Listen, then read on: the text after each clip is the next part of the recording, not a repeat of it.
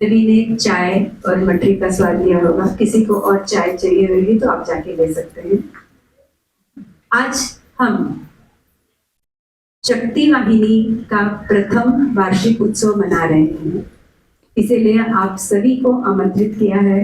हमारा यूनिट छोटा है, परंतु हमने हमारी तरफ से पूरा प्रयास किया है कि हम उसे अच्छी तरह से प्रेजेंट करें।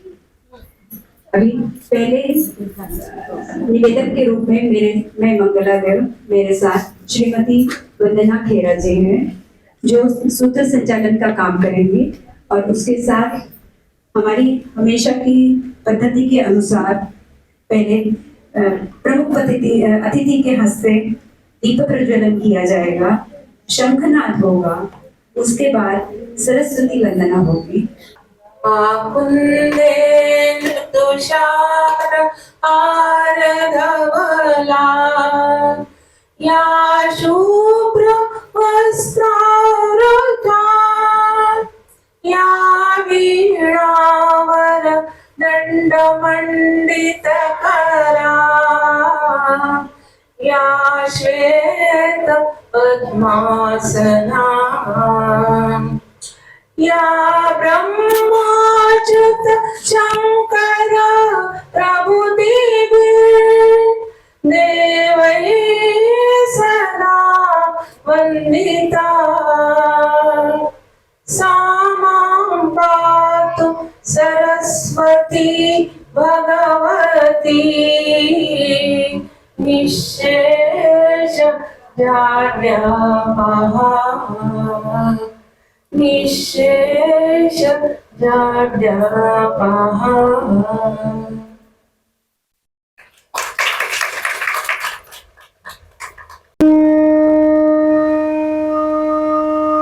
नवीन प्राण चाहिए, नवीन पर्व के लिए नवीन प्राण चाहिए, नवीन प्राण चाहिए।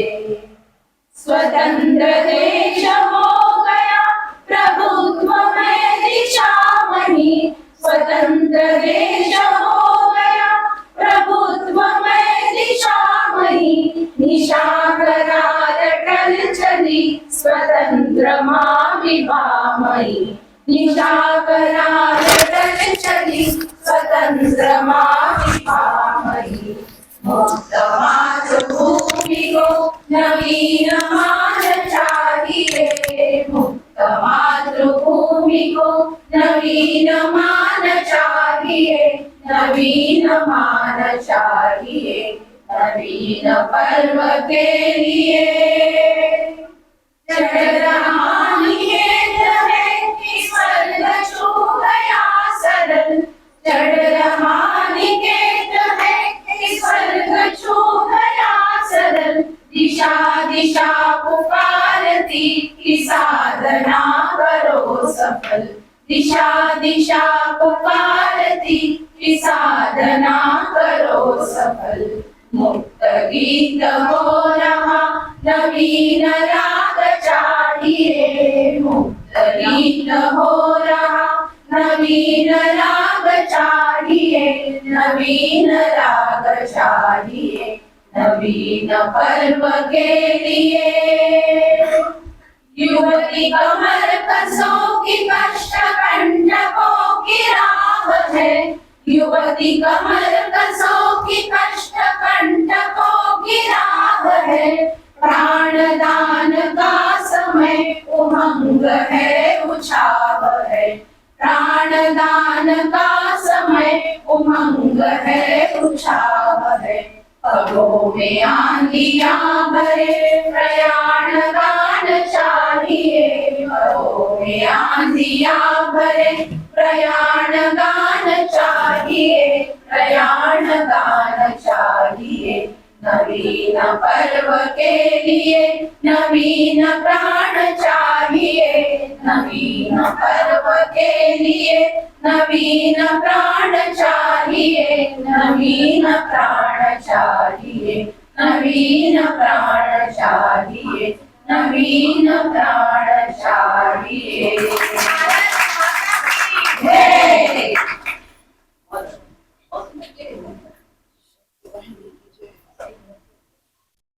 का लगाना है पंचम। जहां तुम खड़े हो वहीं हो शुरू, जहां तुम खड़े हो वहीं हो शुरू। बना दो तुम भारत को सबका गुरु। अमर हो अटल हो अमिट दास्तान, जिसके पन्नों पे लिखा हो जय हिंदुस्तान, जिसके पन्नों पे लिखा हो जय हिंदुस्तान, जिसके पन्नों पे लिखा हो जय हिंदुस्तान। आगे अब इसी सुनहरे भारत में नवीन प्राण नवीन उत्साह लेकर इस गीत द्वारा नवीन ऊर्जा का संचार करें। प्रस्तुत है मेरे श्री रामनाम सखियों की तरफ से एक छोटा सा वर्सेस द हार्ट। बहुत सारी जो लीडरशिप ग्रुप्स है डेफिनेटली दिमाग से काम करना ही पड़ता है, बिकॉज लॉजिक बेस्ड है। लॉजिक को ट्रांसलेट करना होगा हमें एक्शन में, रूल्स रेगुलेशंस बनेंगे, उनको कर्म में लेके आना होगा। शक्ति वाहिनी दिल से कैसे काम कर सकती है, क्योंकि दिल में कंपैशन है, दिल में ह्यूमन वैल्यूज है, दिल में एम्पैथी है। इन भावनाओं को एक स्त्री, एक शक्ति बहुत अच्छे से समझ पाएगी। इसलिए हमें ऐसा लगा कि हम दिमागी काम तो कर रहे हैं, रूल्स रेगुलेशंस तो बनेंगे, उनको साथ में रखते हुए हम हेड वर्सेस हार्ट में हार्ट को ज्यादा इंपॉर्टेंस देते हुए आगे शक्ति वाहिनी को आगे लेके चले। Do you agree? इसीलिए इस भावना को आगे रखते हुए मैं मंगला जी से अब अनुरोध करूंगी कि वो शक्ति वाहिनी की रिपोर्ट पिछले साल हमने क्या काम किया, क्या क्या काम हम दिल से कर पाए, क्या क्या चैलेंजेस हमें आए, क्या क्या हम मुश्किलों को हमने सामना किया और कैसे हम आगे बढ़े, उनको ध्यान में रखते हुए मंगला जी कुछ पेश करेंगी।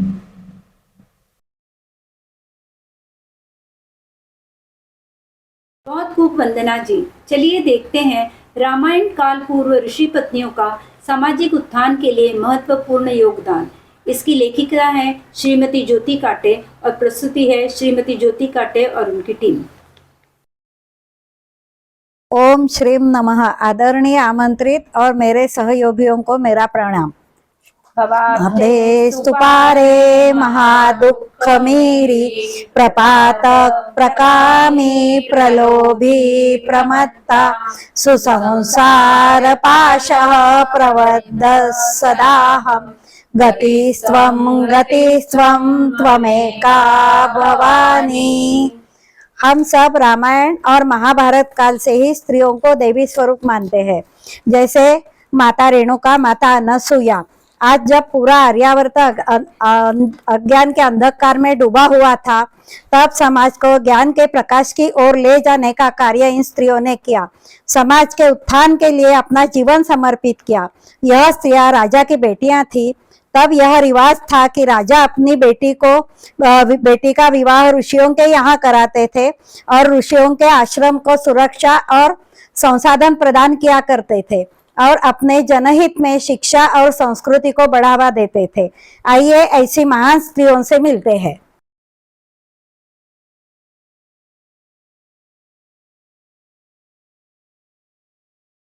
मैं ब्रह्म कन्या अरुंधति। मैंने मेरे पति का आश्रम संभाला। सर्वप्रथम मानव को मानवता की राह दिखाई।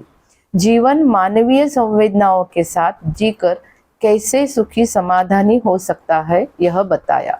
स्त्रियों को शिक्षित करने के द्वार खुले। इस कारण मैं आकाश में सप्त ऋषियों के समूह में एकमेव स्त्री तारा हूँ। जयंती मंगला काली भद्रकाली कपालिनी, दुर्गा क्षमा शिवा धात्री, स्वाहा स्वधा नमोस्तुते, स्वाहा सदा नमोस्तुते, स्वाहा स्वधा नमोस्तुते।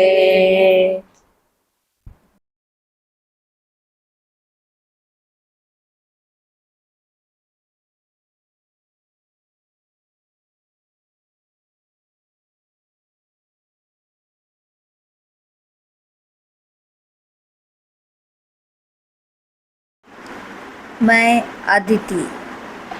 स्त्री दर्शन का पाठ पढ़ाना मेरा पहला कर्तव्य है। भगवान परशुराम जी मेरे यहाँ ही पढ़ते हैं। अतिरिक्त नमस्कार ये दिव्यवती दिने जनांतर सहस्रेषु दारिद्र्यनोपजायते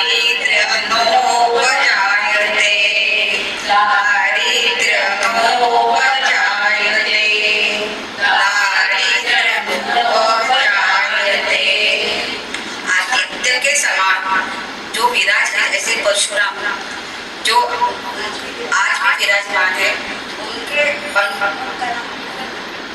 नमन करने से आज ब्रह्मांड में भी मन और बुद्धि का दारिद्र्य नष्ट होता है।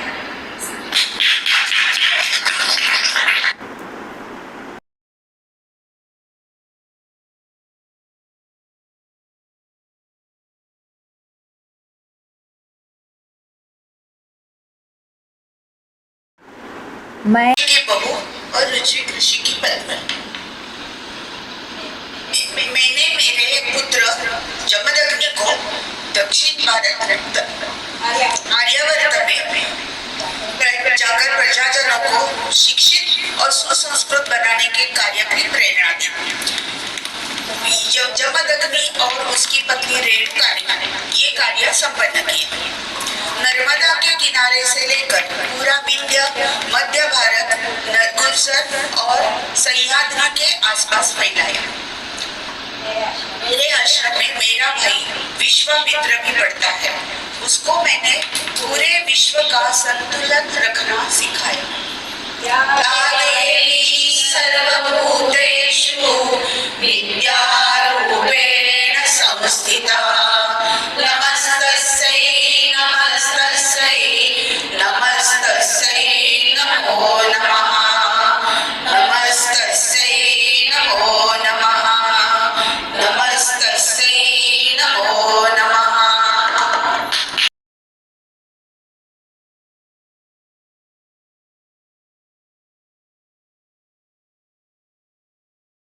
मैं शकुंतला, राजा दुष्यंत की पत्नी और कण्व ऋषि की मानस कन्या। मेरे पति ने जब मैं गर्भवती थी तभी मेरा परित्याग किया था। उसके बावजूद भी मैंने अपने बेटे को भरत को अच्छे संस्कार देके, अच्छी शिक्षा देके उसको सुसंस्कृत और सुशिक्षित किया। इसी कारण से कुछ देर बाद राजा दुष्यंत के और पुत्र होने के बावजूद भी राजा दुष्यंत ने मेरे बेटे भरत को राजगद्दी पर बिठाया। मैंने भरत को राजा कैसा होना चाहिए उसका मार्गदर्शन किया और उसने इतने अच्छे से राजगद्दी संभाली और राज किया कि उसी कारण से आर्यवर्त को सब भारतवर्ष के नाम से जानने लगे, जो आज भी हमारी भारतीय होने की पहचान है। जननी जन्मभूमिश्च स्वर्गादपि गरीयसी जननी जन्मभूमिश्च स्वर्गादपि गरीयसी जननी जन्मभूमि स्वर्ग से महान है जननी जन्मभूमि स्वर्ग से महान है। मेरी जन्मभूमि स्वर्ग से भी महान है।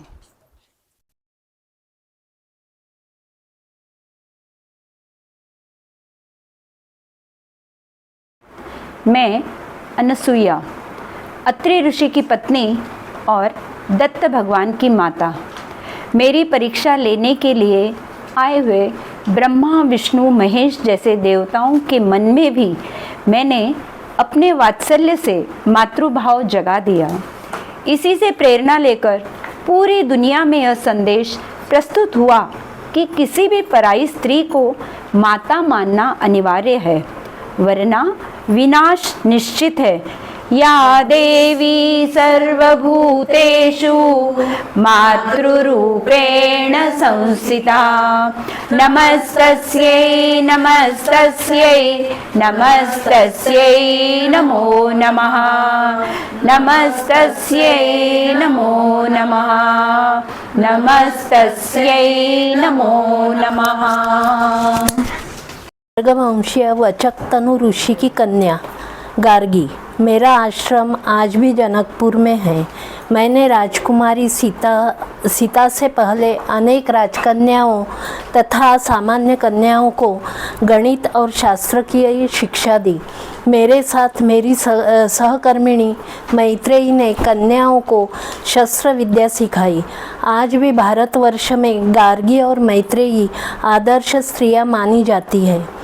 सर्वमंगल मांगल्ये शिवे सर्वार्थ साधिके शरण्ये त्र्यंबके गौरी नारायणी नमोस्तुते नारायणी नमोस्तुते नारायणी नमोस्तुते। भृगु ऋषि की बहू और ऋषिक ऋषि की पत्नी।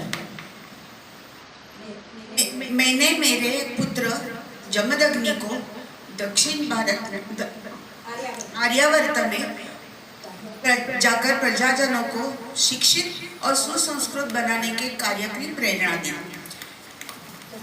जमदग्नि और उसकी पत्नी रेणुका ने ये कार्य संपन्न किया। नर्मदा के किनारे से लेकर पूरा विंध्य, मध्य भारत, गुर्जर और सह्याद्री के आसपास फैलाया।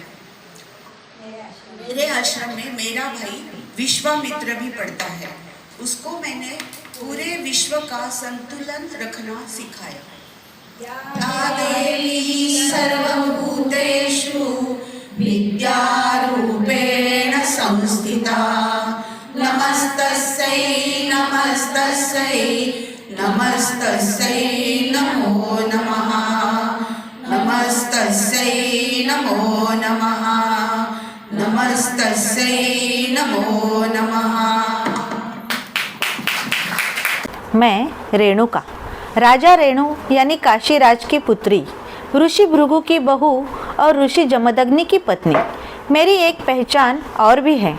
मैं भगवान परशुराम की माता हूँ।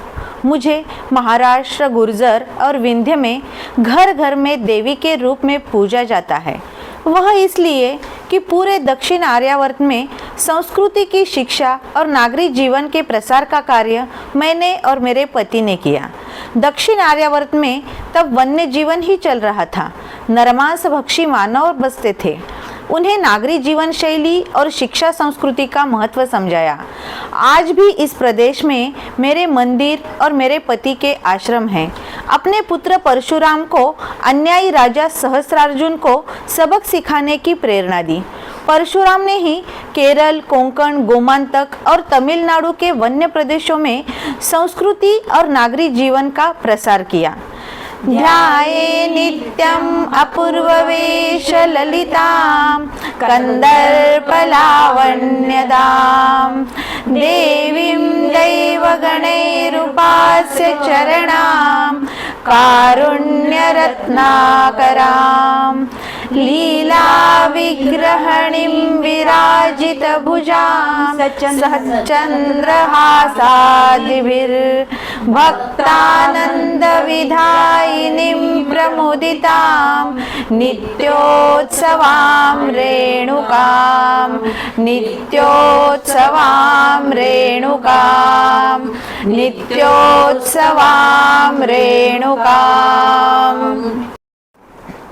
मैं लोपामुद्रा, मुझे लो महर्षिणी नाम से भी लोग जानते हैं। मैं कान्यकुब्ज राजा की पुत्री तथा ऋषि विश्वामित्र की शिष्या। मुझे 64 कलाओं की देवी भी माना जाता है। मैंने 64वीं कला युद्ध कला को स्त्रियों में प्रसारित किया। अन्यायी राजा सहस्रार्जुन के खिलाफ श्री परशुराम ने युद्ध किया तो सहस्रार्जुन की पत्नी मनोरमा भी सेना को लेकर उनके साथ खड़ी थी। उसका सामना करने के लिए मैंने इस युद्ध में स्त्रियों की सेना का प्रतिनिधित्व करके श्री परशुराम को साथ दिया। अतिमात्रेण वर्धन्ते नो दिवं स्पृशन् भृगुं हिंसित्वा सृज्यया वैतहव्या पराभवन्। अर्थात वैतहव्या पराभवन्। अर्थात जब समाज में अन्याय और हिंसा की अति होती है तब उस वंश का नाश करने भृगुवंशीय जन्म लेता है।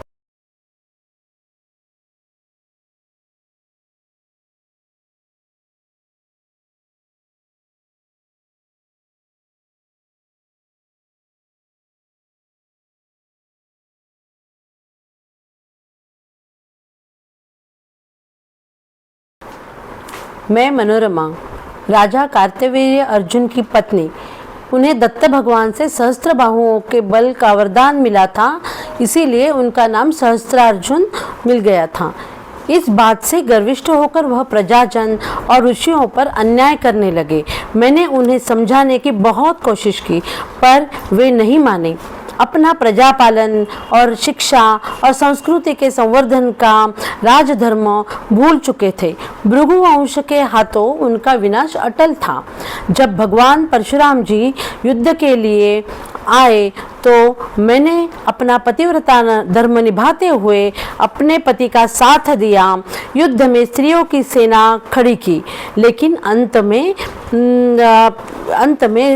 धर्मो दंडयति राजा, ये उक्ति सार्थ हुई और हमारे वंश का नाश हुआ।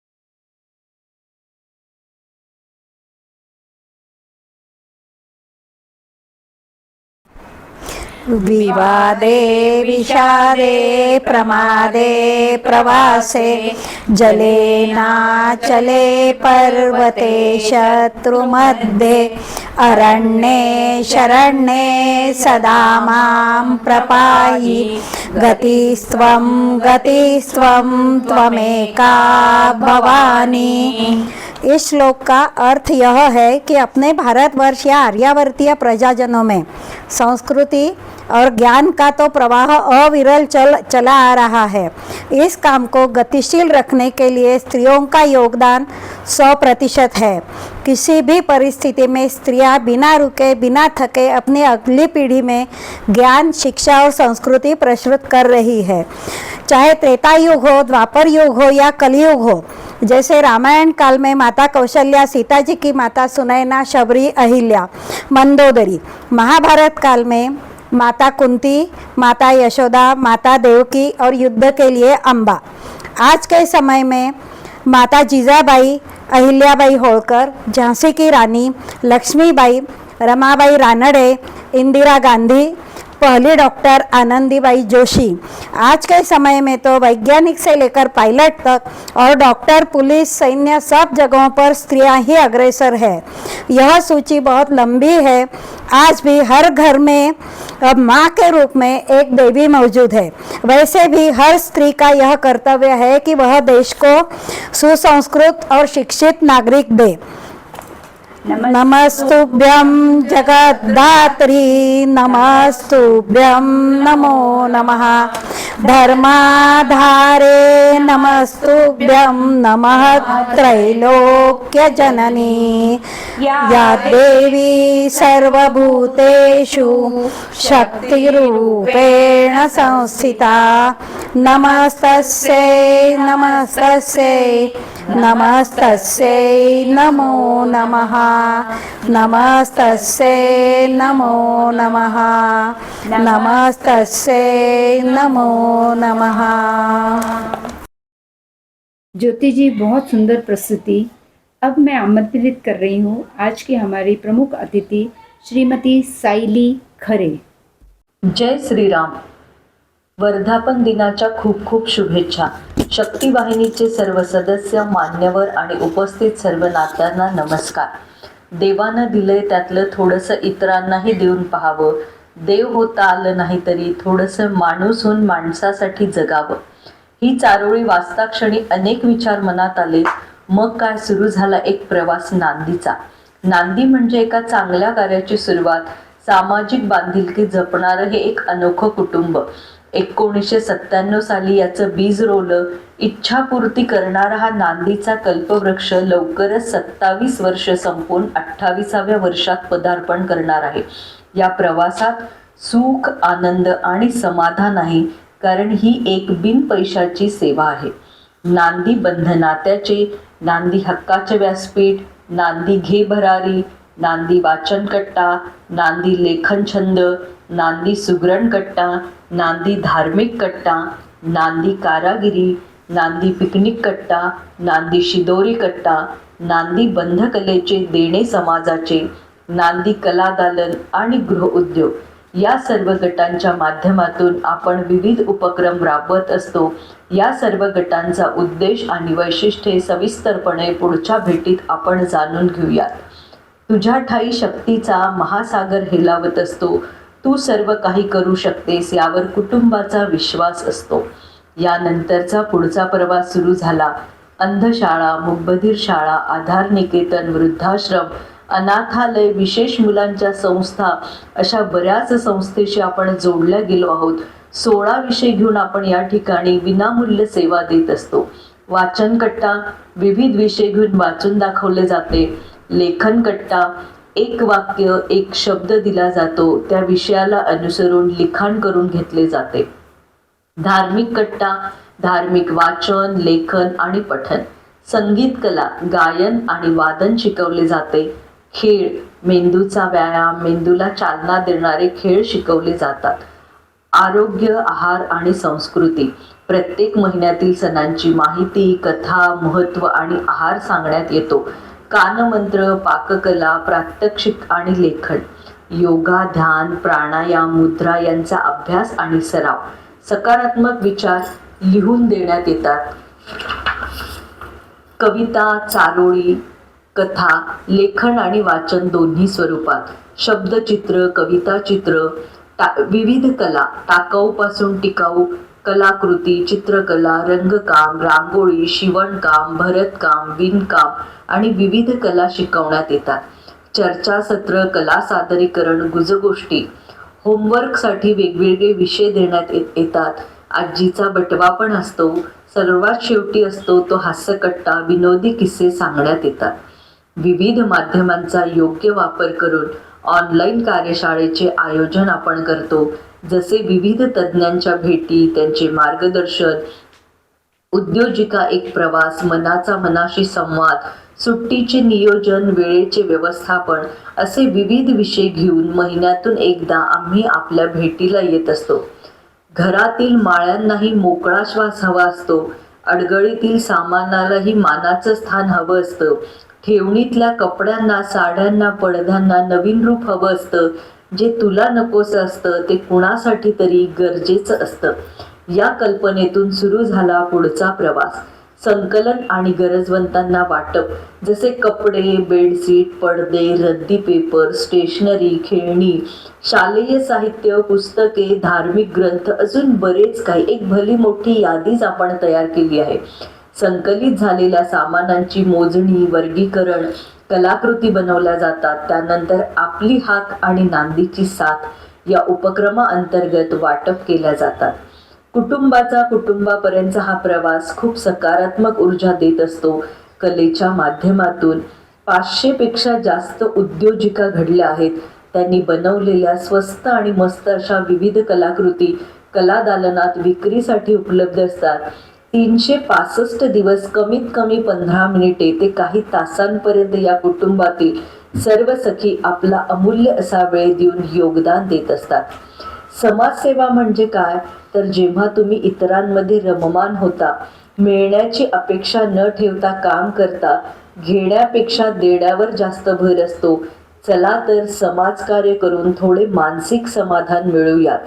ओंजळ भरून वाहण्याआधी ती रिक्त करूयात. जीवन आनंद. सुखासाठी जे कराल त्यात आनंद मिळेलच असं नाही, पण आनंदाने जे कराल त्यात सुख नक्की मिळेल. भरभरून जगायला पैसा नाही तर सुखी, समाधानी आणि निरामय आयुष्य लागतं. आनंद उपभोगणं आणि ते इतर जणांना वाटणं म्हणजे खऱ्या आनंदाने जगणं होय. तुम्हाला मनापासून काय करायला आवडतं, कशात तुमचं मन रमतं ते ठरवा. तुम्हाला कोणत्या गोष्टीत गती आहे, आपल्याकडे कोणती कौशल्य कला आहे ते तपासून पहा. तुम्ही अशी कोणती गोष्ट करू शकता ज्याच्या आजूबाजूच्यांना, समाजाला उपयोग होईल. थोडक्यात काय तर आयुष्याच्या शेवटपर्यंत कशात तरी गुंतून राहणं, आपल्या ज्ञानाचा, कला कौशल्याचा स्वतःला आणि समाजाला कसा उपयोग ते पाहणं, आयुष्य पूर्णत्वाने जगणं हा केवळ विचार नसावा तर अंगीकारणं महत्त्वाचं आहे. स्वतःला गुंतवून ठेवलेले, झोकून दिलेले तुमचे चांगले कर्मच तुमची ओळख असावी. सुखी राहणे, सदैव हसतमुख आणि आनंदी राहणे हा मूलमंत्र जपणे सर्वोत्तम. नव्या आशा, नव्या इच्छा, नव्या स्वप्नांचे वाहते वारे, नवी क्षितिजे गाठण्यास हे तुमच्या माझ्या मनी फुटू दे धुमारे. देणं समाजाचं म्हणून अशीच आपली भेट व्हावी. निरोप घेऊनही काहीतरी देण्यासाठी अशीच आपली पुन्हा पुन्हा भेट व्हावी. आपल्या आशीर्वादामुळे, मार्गदर्शनामुळे आम्ही एक एक पाऊल पुढे टाकत आहोत. अशीच आपली साथ असू द्या. ही संधी दिल्याबद्दल शक्तिवाहिनी समूहातील सर्व नात्यांचे मनापासून आभार. पुढील वाटचालीसाठी नांदी कुटुंबातर्फे खूप खूप शुभेच्छा. जय श्री राम. खरे जी, आपके विचारों से हम बहुत प्रभावित हुए. चलिए अब मैं आमंत्रित करती हूँ हमारी दूसरी प्रमुख अतिथि श्रीमती साइली वेलणकर जी. सराहना करती हूँ, बहुत बढ़िया काम कर रहे हैं. एक ही ताली नहीं बजनी चाहिए, मुझे लगता है वो लगा, मुझे लगा मैं बजाऊंगी तब बजाएंगे. जब से मैं यहाँ आई हूँ ना, एक वाइब्रेशन, एक ऑरा फील कर रही हूँ. आप सब लोगों ने भी किया होगा. जब शंखनाद हुआ, बहुत मुश्किल होता है शंखनाद करना. मैं मैडम जी की बहुत तारीफ करती हूँ कि ये उम्र में ये हौसला और ये ताकत शक्ति वाहिनी की वजह से. तीनों बार उल्टा शंख इतने अच्छे से बजाए. धन्यवाद साइली जी, आपके विचारों से हम भी बहुत प्रभावित हुए. अभी मैं आमंत्रित करती हूँ हमारे शक्ति वाहिनी के संस्थापक श्री धीरेन्द्र गौर जी. आइए, आपका स्वागत है. शक्ति वाहिनी, एलएसजी और डाउनटाउन पक्ष की सभी देवियों को मेरा प्रणाम. आज मुझे यहाँ आमंत्रित किया गया है एक कार्यक्रम में, और मैंने पूरा कार्यक्रम देखा. मुझे लगता है कि शक्ति वाहिनी अपने लक्ष्य के समीप आती जा रही है. धीरे धीरे वो महिलाएं जो घर पर बैठी रहती थीं, जिनके पास कोई विशेष काम नहीं होते थे, अब वो सक्रिय होकर अपना योगदान इसमें दे रही हैं. और यही हमारा लक्ष्य है कि किसी भी स्त्री की क्षमता का सही दोहन होना चाहिए. उसे स्वतंत्रता मिलना चाहिए, आर्थिक स्वतंत्रता, सामाजिक स्वतंत्रता. आज के इस कार्यक्रम में मुझे ये सब देखने को मिला. शक्ति वाहिनी को हम लोगों ने 3 भागों में बांटा हुआ है. प्रशासनिक सुविधा के लिए एक ब्रांच है कासाबेला गोल्ड और कासाबेला, दूसरी ब्रांच है एलएसजी और डाउनटाउन, तीसरी ब्रांच है रियो और रियो गोल्ड. इस प्रकार प्रशासनिक सुविधाओं के लिए इसको 3 भागों में बांटा गया है, और तीनों ही पक्ष अपने अपने ढंग से काम कर रहे हैं, और तीनों बहुत ही अच्छा काम कर रहे हैं.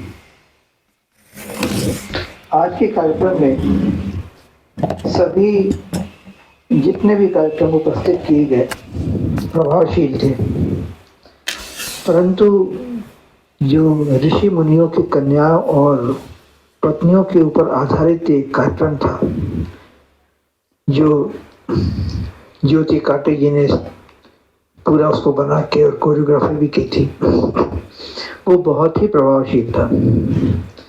वास्तव में शक्ति वाहिनी का यही उद्देश्य है कि हम अपने सनातन को वापस लाएं।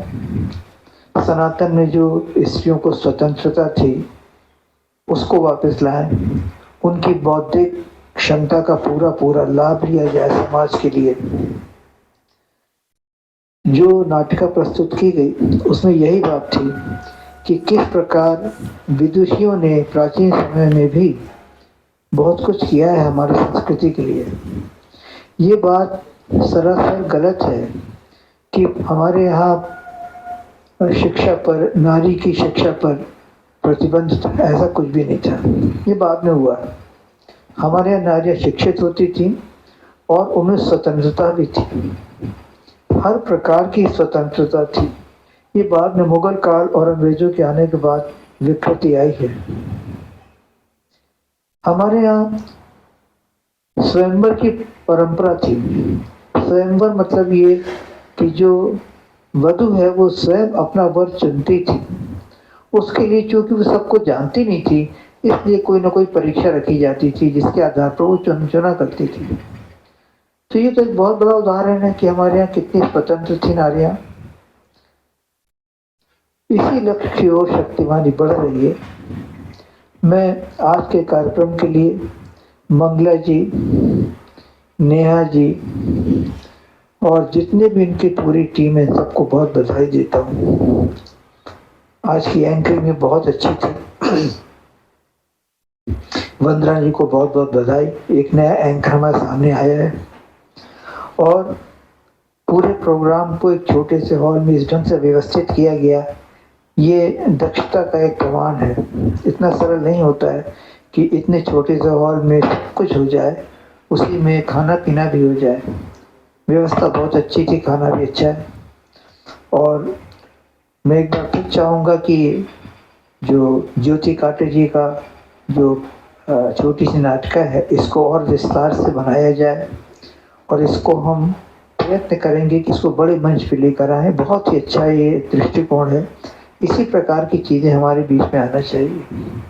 आप सबको एक बार फिर बधाई देता हूँ और ये आशा करता हूँ कि आगे के कार्यक्रम भी निर्बाध रूप से इसी प्रकार चलते रहेंगे। आप सबको धन्यवाद देते हुए मैं धीरेन्द्र गौड़।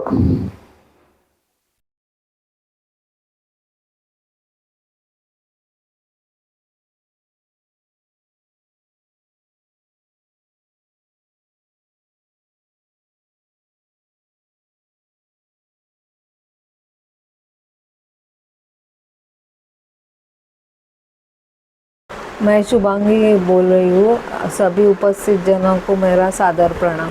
मैं आज आपको एक सत्य घटना के आधार पर एक कहानी सुनाने वाली हूँ। मेरे कथा का नाम है ग्लूकोज बिस्कुट। ये 1985 की बात है, जब मैं वृंदावन गई थी। मई महीना था, बहुत गर्मी पड़ रही थी।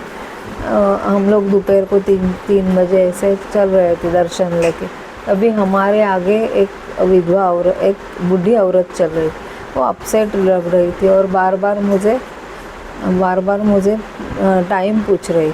तो मेरे साथ मेरे हस्बैंड थे, तो मैं उनको पूछा कि ये कौन है, क्यों बार बार पूछ रहे। तो इन्होंने बताया कि आगे जाके एक वृद्धाश्रम है, मतलब वहाँ पे जो औरतों को त्याग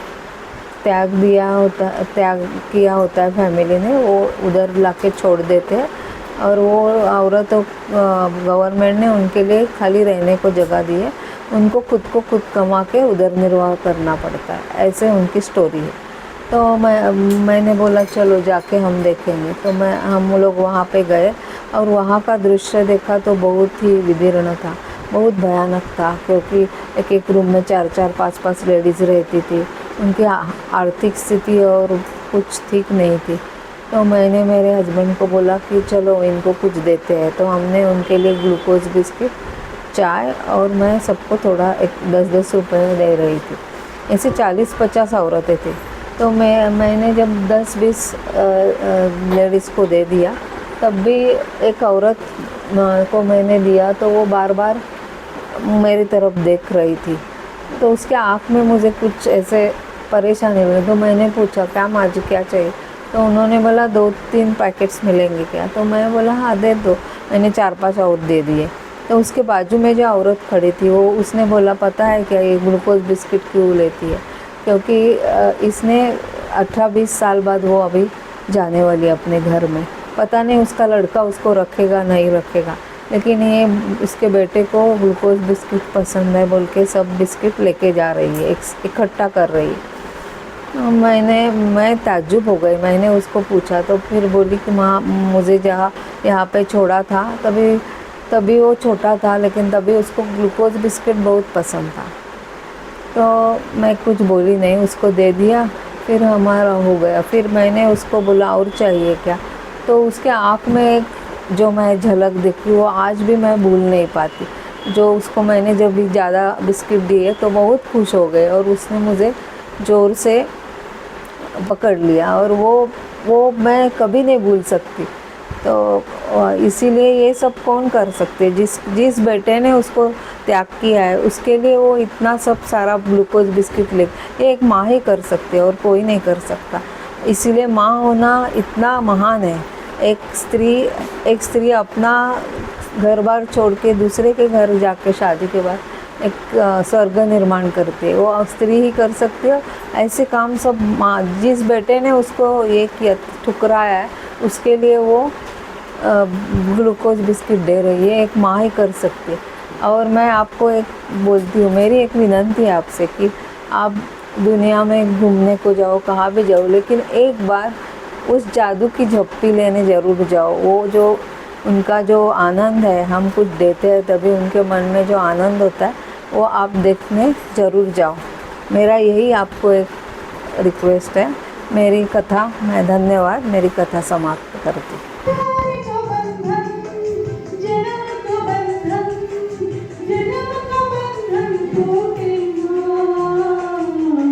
दीपों का त्योहार दीपावली आज तिमिर का काम नहीं, कोने कोने में दीप जले। मानसा समवागणे हीच अमुची प्रार्थना हेच अमुचे मागणे। मानसाने मानसाशी मानसा समवागणे। बनाने में गुजर गई औरत जज्बात है उसे महसूस करो। नारी माँ है उसकी पूजा करो, नारी माँ है उसकी पूजा करो। आज शहर का तब्दील होना, साथ रहना और उदास, रौनकें जितनी यहाँ हैं औरतों के दम से हैं। ईंट बनाने वाले मजदूरों के पास गए थे, वहाँ के परिवारों के लिए हमने सूखा नित्य उपयोगी अनाज दिया, क्योंकि ये मजदूर 2-4 महीने यहाँ रहते हैं और बरसातों के समय अपने घर लौट जाते हैं। उसमें से जो बच गया था, ये चिरण स्कूल में आदिवासी पाड़ा के बच्चे भी हैं, जो आश्रम आदिवासी लोग हैं, दूर रहते हैं, तो उसका बचा हुआ था तो वो मैडम ने उनके घर में जाके पहुंचा दिया। और इसमें हमने बहुत छोटी सी चीजें दी थी जिसको उल्लेख करना चाहूंगी। चावल, तेल, लाल मिर्ची, मसाला, बच्चों के लिए बिस्कुट, जो 1 या 2 दिन तक। और वहाँ पे एक अच्छी चीज देखने के लिए मिली कि ये ईंट भट्टी जहाँ पे है उसके ऑपोजिट भाड़ा के क्वार्टर्स बन रहे हैं। तो वहां से बॉम्बे से एनजीओ आती है, बॉम्बे में एक एनजीओ काम करती है, उनकी एक टीचर अपॉइंटेड वहां थी। एक झोपड़ी के अंदर वो बच्चों को लेके पढ़ा रहे थे, जो से जहाज से हाथी ऐसा चल रहा था, और उनको बाकायदा पूरा खाना अच्छी तरीके से मिलता था। उबले हुए अंडे, सब्जी, फ्रूट, सुबह के लिए दूध, दोपहर में गर्म कहीं से खिचड़ी आती है। ये सुनकर आश्चर्य लगा कि हम शहर में रहते हुए हमें कुछ बातें जानते ही है कि एनजीओ जैसी संस्थाएं कितना काम करते हैं। और इसी आदिवासी पाड़ा जो अभी मैंने बताया खुली गांव में, वहाँ के 8 आदिवासी परिवारों को शासकीय राशन नहीं मिलता था। तो हमारी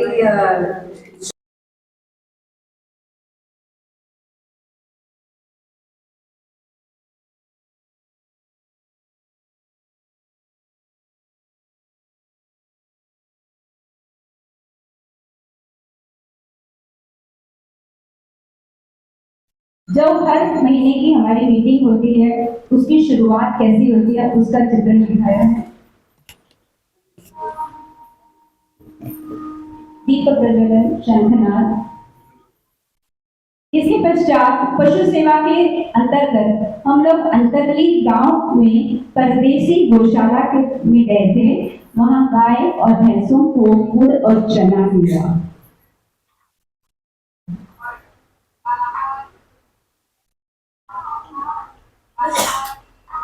उसके बाद हमने साल में 2 बार दोपहरी में एक श्री समर्थ स्वामी समर्थ वृद्धाश्रम है उसे भेंट दी और वहां के लोगों के साथ समय बिताया, जिसकी संचालिका श्रीमती शोभाताई प्रधान है। और देखिए कितने वो लोग आनंदी से रूप से भजन गा रहे हैं और उनकी जरूरत के अनुसार हमने उन्हें सूखा अनाज दिया। शोभा ताई ने जो बताया उनकी जो जरूरतें होती हैं उनके अनुसार। एक बार ऐसा हुआ है कि वहाँ पे हमारी मुलाकात सीबीजी वहाँ का भजनी मंडल भी आया था, उसके साथ भी हो गई और उसके साथ हम आगे बढ़ते थे। ये है चिरट स्कूल जो तलोजा रोड से 1 किलोमीटर के अंदर है। चिरट गांव है, वहाँ पे छोटी सी आंगनबाड़ी है, किंडरगार्टन जिसे कहते हैं। वहां पे हम गए थे तो वहां के बच्चे कैसा पढ़ते हैं देखिए। मातृभाषा मराठी में पढ़ रहे हैं।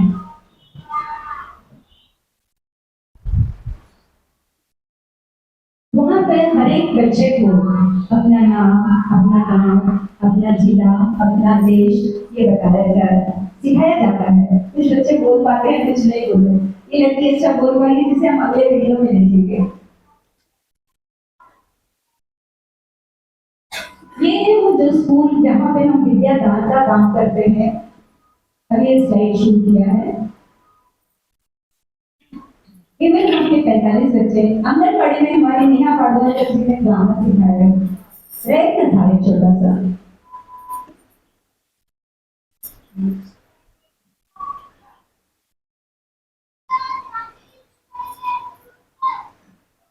वहाँ पे सुबह प्रार्थना होती है। बच्चे इतने बच्चे हैं, खड़े होते हैं, परिवार जिसे कहा जाता है, तो हम लोग वो क्या खड़े होते हैं।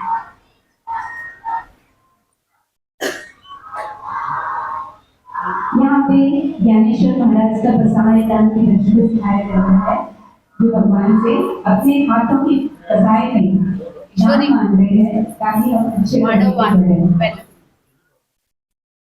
ये और एक परिवार का ही समय था। आंगन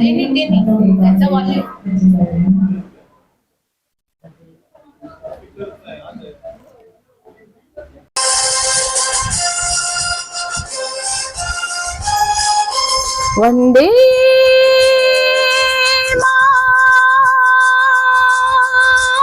मातरम, वंदे मातरम, वंदे मातरम, वंदे मातरम, वंदे मातरम, वंदे मातरम, वंदे मातरम, वंदे मातरम, वंदे मातरम, वंदे मातरम, वंदे मातरम,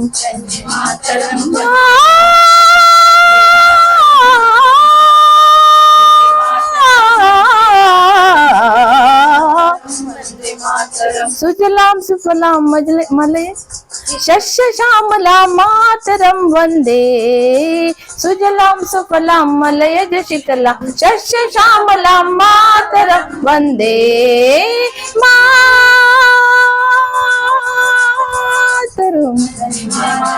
वंदे मातरम,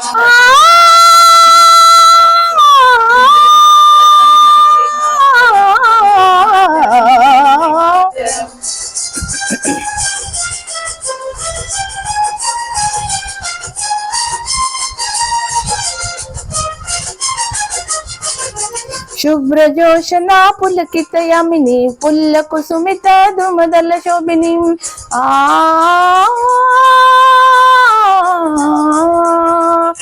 सुहासिनी सुभद सुखदा वरदा मातरम। वंदे मातरम, वंदे मातरम, वंदे मातरम, वंदे मातरम, वंदे मातरम, वंदे मातरम, वंदे मातरम, वंदे मातरम।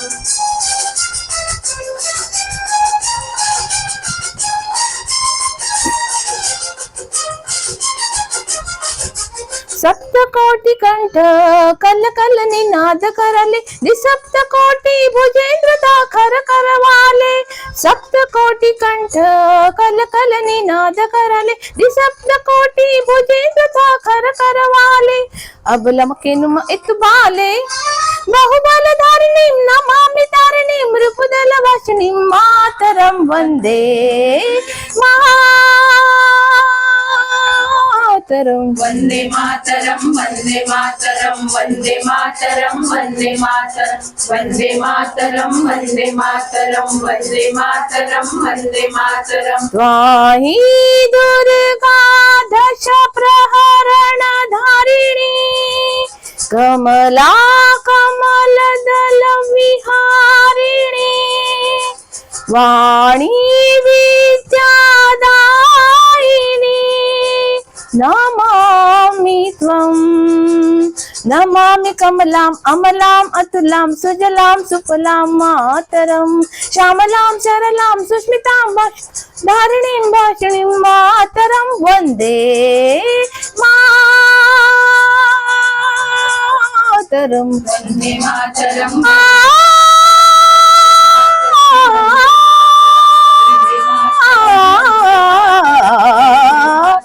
वंदे मातरम, वंदे मातरम, वंदे मातरम, वंदे मातरम,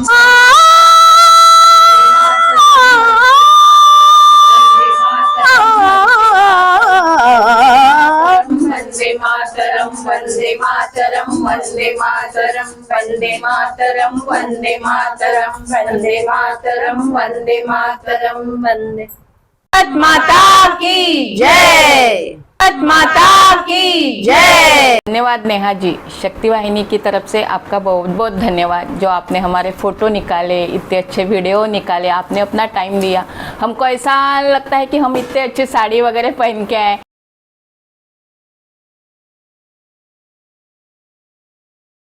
अंजलि जी, थैंक यू सो मच। आपने जिस हिसाब से मुझे इतना सब रिस्पेक्ट दिया है और मुझे भी इस फंक्शन में आने में इतना अच्छा लगा आने के बाद में, और स्पेशली आपका जो परफॉर्मेंस है, आप लोगों का नाटिका का जो परफॉर्मेंस है, आज तक मैंने ऐसा परफॉर्मेंस कहीं नहीं देखा। और शक्ति वाहिनी प्रोग्राम के अंदर जब मैं आई और मैंने शूट किया आपकी वीडियोस और फ़ोटो, और उसके बाद में मुझे बहुत अच्छा लगा और इस फंक्शन को मैंने बहुत इन्जॉय किया। Thank you so much, thanks for this honour.